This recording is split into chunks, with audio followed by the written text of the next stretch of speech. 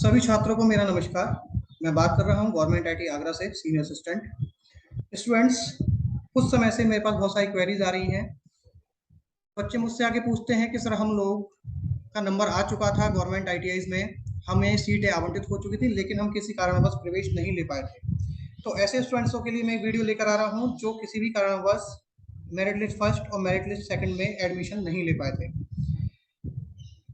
इससे पहले कि जिन लोगों ने इस चैनल को सब्सक्राइब नहीं किया है वो इसे सब्सक्राइब कर लें और ज़्यादा से ज़्यादा शेयर कर दें। चलिए अब हम शुरू करते हैं। जो स्टूडेंट्स फर्स्ट मेरिट लिस्ट और सेकंड मेरिट लिस्ट में एडमिशन नहीं ले पाए थे, वो अब उन्हें क्या करना है और वो कैसे एडमिशन ले पाएंगे। स्टूडेंट्स, सबसे पहले मैं आपको सीधे सीधे लेके चलता हूँ निर्देशिका पर। जब हम एडमिशन के लिए अप्लाई करते हैं तो हमें पोर्टल पर एक निर्देशिका देखने को मिलती है। आप उस निर्देशिका पे क्लिक करेंगे और निर्देशिका के पेज नंबर 33 पर आप जाएंगे, जहाँ पे आपको एक बिंदु मिलेगा, उस पर लिखा होगा विशेष।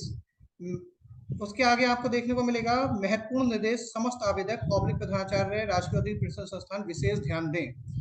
तो स्टूडेंट्स, आपको पेज नंबर 33 पे जाना है और इस बिंदु पे जाके आपको देखने को मिलेगा कि यहाँ साफ साफ लिखा हुआ है, यदि कोई अभ्यर्थी निर्धारित अवधि में प्रवेश नहीं लेता है तो उसका आवंटन रद्द माना जाएगा तथा आगामी प्रक्रिया से उसे बाहर रखा जाएगा।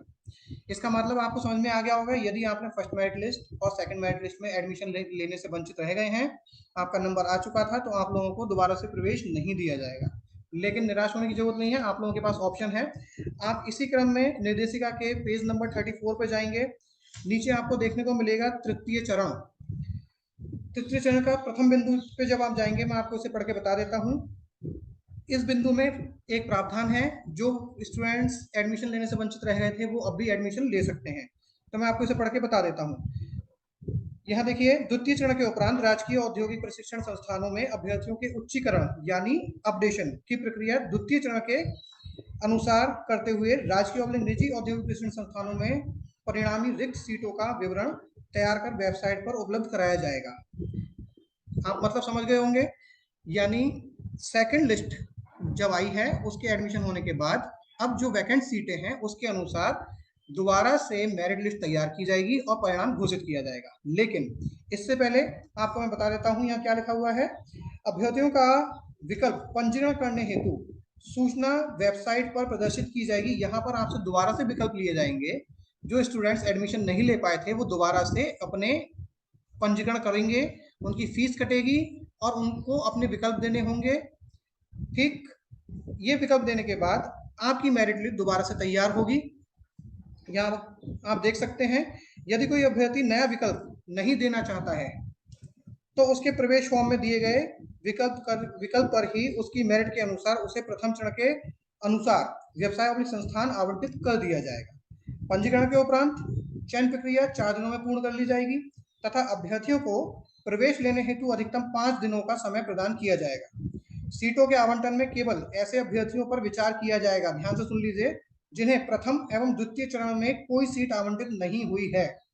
इस चरण में उक्त आवंटन के उपरांत अनावंटित अवशेष सीटों को अनारक्षित करते हुए दोबारा प्रथम चरण के भ्रष्टाचार की भांति सीट आवंटन की प्रक्रिया अपनाई जाएगी। तो आपको क्या करना है, जो लोग वंचित रह गए थे उनको दोबारा से फॉर्म भरना है। आपको एक ऑप्शन मिलेगा, एक लिंक आएगा, वहां जाके आप अपना फॉर्म दोबारा से भरेंगे, आपकी दोबारा फीस कटेगी और आपको नए विकल्प उसमें देने होंगे। नए विकल्प देने के बाद सबसे पहले सीटें उनको आवंटित की जाएंगी जिनको फर्स्ट और सेकंड लिस्ट मेरिट लिस्ट में अवसर प्रदान नहीं हो पाया था, वो एडमिशन नहीं ले पाए थे, उनको इसमें एडमिशन का अवसर प्रदान किया जाएगा। लेकिन उसके बाद जो नए विकल्प दिए हैं स्टूडेंट्स ने, जो नए फॉर्म भरे हैं, उनको भी अवसर मिलेगा। तो इसलिए जो बच्चे फर्स्ट और सेकंड मेरिट लिस्ट में एडमिशन नहीं ले पाए थे वो थर्ड लिस्ट के ऑप्शन आने से पहले आवेदन करेंगे। नए आवेदन करने के बाद सबसे पहले उनको एडमिशन का ऑप्शन दिया जाएगा जो फर्स्ट और मेरिट सेकंड मेरिट में एडमिशन नहीं ले पाए थे। उसके बाद आप लोग आवेदन करने के बाद आप लोगों को भी अवसर प्रदान होंगे। तो मैं समझता हूँ आप लोगों को ये पूरी प्रक्रिया समझ में आ गई होगी, परेशान होने की जरूरत नहीं है। अब आपको करना क्या है, केवल थर्ड मेरिट लिस्ट के लिए ऑप्शंस में आपको नए विकल्प देने हैं और हो सकता है कि आपका चयन भी हो जाए। चलिए स्टूडेंट्स, आप लोगों को पूरी प्रक्रिया समझ में आ गई होगी। आप नया दोबारा से फॉर्म डाल सकते हैं। अभी आपके पास सेकंड मेरिट लिस्ट के पास बाद समय मिलेगा। इस विकल्प को आजमा कर देखिए, हो सकता है आपका मेरिट लिस्ट में नंबर आ जाए। आपके भी चांसेस बहुत ज़्यादा बनते हैं, क्योंकि फर्स्ट और सेकंड मेरिट लिस्ट में नंबर आने वाले स्टूडेंट्स की मेरिट बहुत हाई होती है, उनकी परसेंटेज बहुत अच्छी होती है, तो हो सकता है कि आपको एडमिशन मिल जाए। इसमें आप लोगों को बिल्कुल परेशान होने की जरूरत नहीं है। एक ऑप्शन आपके पास दोबारा अभी आपको मिलने जा रहा है। ठीक है फ्रेंड्स, ओके, नमस्कार।